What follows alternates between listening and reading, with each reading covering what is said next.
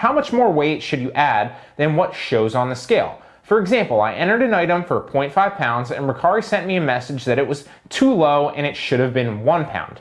Please advise, thanks in advance. So a couple different things there in that question. First and foremost, I've personally never gotten a message from Mercari or an email from Mercari basically saying that I reported the weight on my item. That's never happened to me personally, and honestly, I don't think it's ever happened to any of my students. If it has, drop a question out or a comment down below and let me know that it's happened to you. Maybe it's more prevalent and I've just been lucky, right?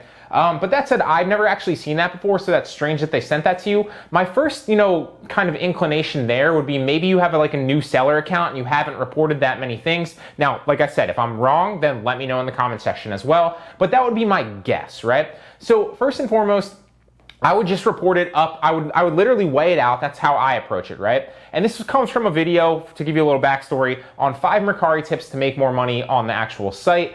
Because one of the tips in that video that I recommended was to kind of underreport the weight of your item so you can save a little bit of money on the shipping cost, because on Mercari there's like different tiers, right? So ultimately, if you save a little bit of money, like $1 or $2, you're gonna be making more money and a higher margin on your product when you ship it, right? So it's just kind of a little tip, right? And I'm not saying like, hey, report like something that's like 5 pounds as like 1 pound, but what I am saying is because there's different tiers on Mercari, to answer your question specifically, and this is how I approach it, there's like the $2.99 tier or something, then there's like the $4.99 tier, and like in between like $4 and $5, and then there's like the high tiers where it's like $8, $9, $10 shipping, etc. Right? So I always try to hit that tier that's either like the $2.99 one, or like I'll underreport it so I get like $4 to $5 shipping on an item, right?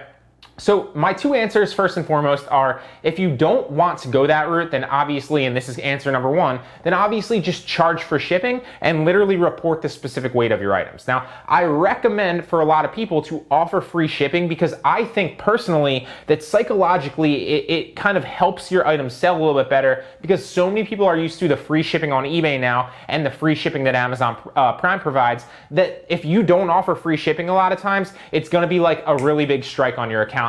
Or not on your account, excuse me, but to your item, and it's gonna kind of hold you back from selling that item a little bit further, or a little bit easier, excuse me. Now, there are certain eBay sellers that will argue against that all day, and if it works for you and it works for them, then by all means, continue to do that, right? So you can charge shipping, and that's one of the things that I'd recommend that you do, right? So if you have like a heavy item that you're trying to ship out, then charge shipping for that item specifically. You don't have to offer free shipping for every item, okay? Or you can even charge shipping on every item and see how that works for you.